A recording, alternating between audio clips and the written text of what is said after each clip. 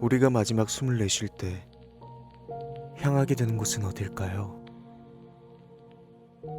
모든 것을 내려놓고 정말 아무것도 없는 무의 세계일까요?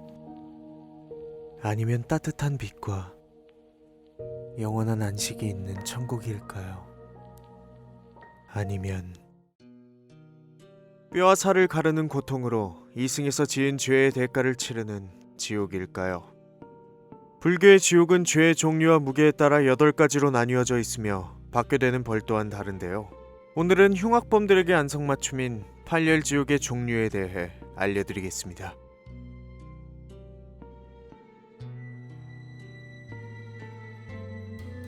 8위. 등활지옥. 등활지옥은 사람을 죽인 죄인이 떨어지는 곳입니다.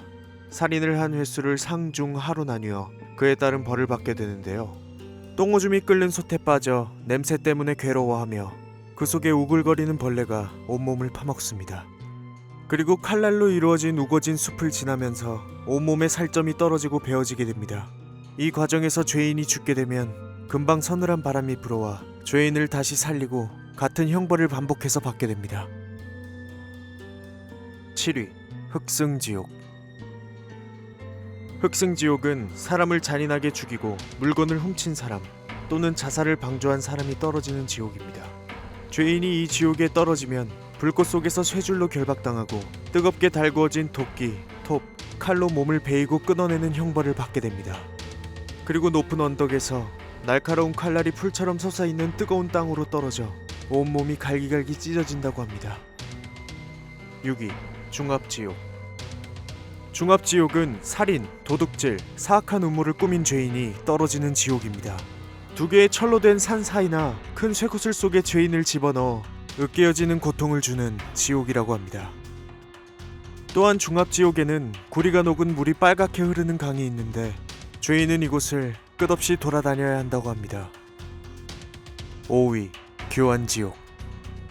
교환지옥은 살생, 도둑질, 강간, 술을 먹고 죄를 지은 자가 가는 지옥입니다. 죄인을 물이 끓는 가마 속에 집어넣고 입을 찢은 다음 불타는 구리물을 마시게 해서 오장육부를 태워버린다고 합니다. 4위. 대교환지옥.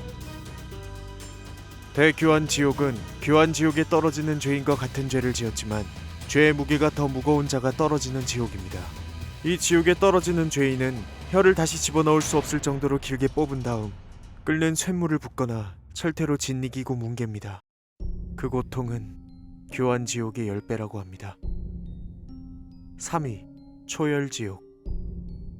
초열지옥은 불륜으로 가정을 파괴한 자, 이간질을 한 자, 음주, 살생을 한 죄인이 떨어지는 지옥입니다. 이 지옥에 떨어진 죄인은 뜨거운 철판 위에 눕혀지고 큰 쇠꼬챙이로 아래부터 몸을 꿰어 불에 굽혀지는 잔혹한 형벌을 끝없이 받는다고 합니다. 2위. 대초열지옥. 대초열지옥은 착한 사람을 더럽히고 지속적으로 이간질을 하는 등의 죄를 지으면 가게 되는 지옥입니다.